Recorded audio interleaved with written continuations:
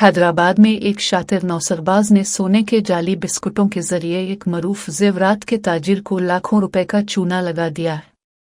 मुलजिम श्रीनाथ राठी ने खुद को एक इंतहाई बासर शख्सियत का पर्सनल असिस्टेंट PA जाहिर करके ताजिर का एतमाद हासिल किया था। उसने ताजिर के साथ एक मुआहिदा किया जिसके तहत वो सोने के बिस्कुट देकर उसके बदले बने बनाए जेवरात हासिल करता था। अपने मंसूबे को कामयाब बनाने के लिए मुलजिम ने पहले 3 मरतबा ताजिर को बिल्कुल असली सोना फराहम किया ताकि इसका भरोसा पक्का हो सके।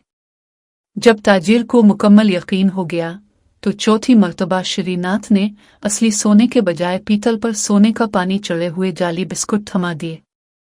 ताजिर को धोखे का एहसास इस वक्त हुआ जब उसने बिस्कुटों की जांच करवाई, लेकिन तब तक मुलजिम कीमती जेवरात लेकर फरार हो चुका था।